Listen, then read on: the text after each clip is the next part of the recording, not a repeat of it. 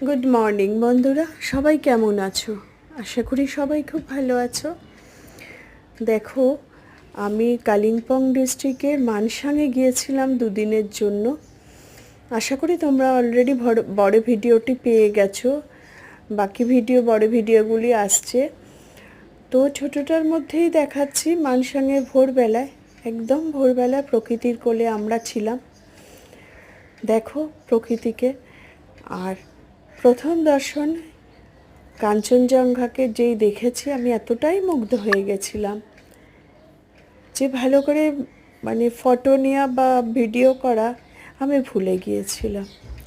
তার মধ্যে এরকম প্রাকৃতিক দৃশ্য আমি দেখবো মুগ্ধ হয়ে নাকি ফটো ক্যাপচার করবো বুঝতে পারছিলাম না। তাও যতটুকু পেরেছি আপনাদের জন্য ক্যাপচার করেছি।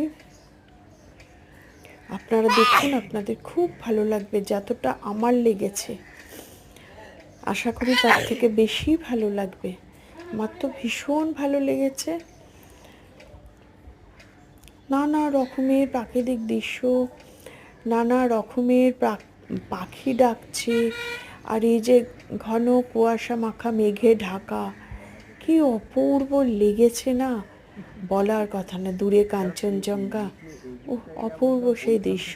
কোনো গাড়ি ঘোড়া নেই, গাড়ির আওয়াজ নেই, কোনো পলিউশন নেই, কোনো গাড়ি নেই। সব থেকে বড় কথা, মাঝে সাঝে ওই দু একটা হয়তো যাচ্ছে।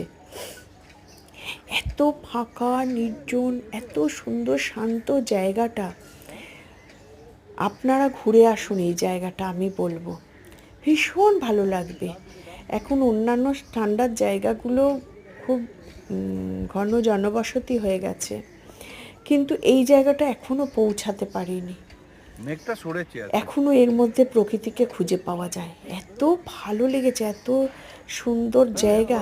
শুধু প্রকৃতির আওয়াজ শুনবেন, এত ভালো লাগবে। আর নামবো না।